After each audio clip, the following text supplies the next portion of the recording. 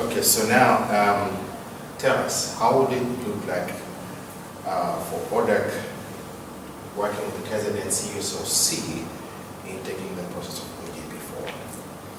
What ODEC is interested in is that as many civil society organizations as possible get involved in the process or with this initiative called OGP.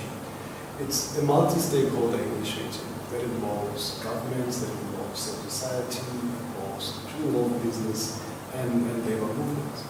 However, so far, governments have led this process and civil society has really been lagging behind. So it's important that as civil society, we organize ourselves and we engage in this process of OGP and see if it works to make significant changes in how government and the public interact with each other, in how government conducts itself. And so the KZN NGO coalition will be a very important player in this because you have very active and very vibrant members who are concerned about issues of accountability and service delivery, and I think you are better placed to engage and support engagement of other civil society organizations in this process. Great. And in your experience so far, do you think the civil society organizations have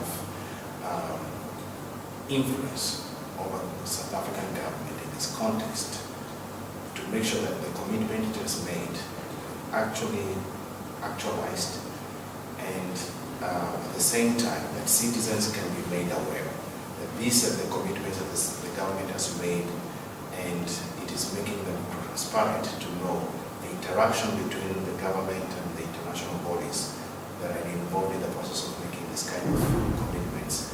It's actually transparent. What would you say? I would say it actually is not about civil society.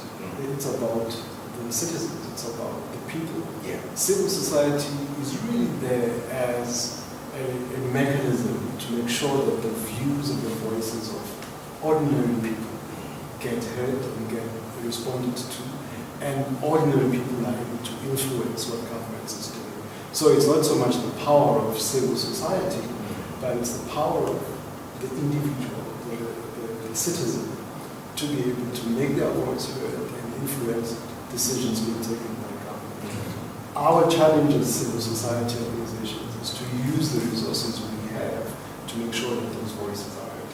And I think that the people have power to influence government and hold government accountable for their OGP commitments. But we need to be able to make sure that there is public awareness. And this has been the challenge so far, that not enough is known about OGP by our own citizens. And therefore, it really rests on civil society organizations to use the channels they have, to use the networks they have, to use the resources they have, to create more awareness about this important initiative, so that then the people can hold government accountable for their commitments. Well said. Thank you. Thank you.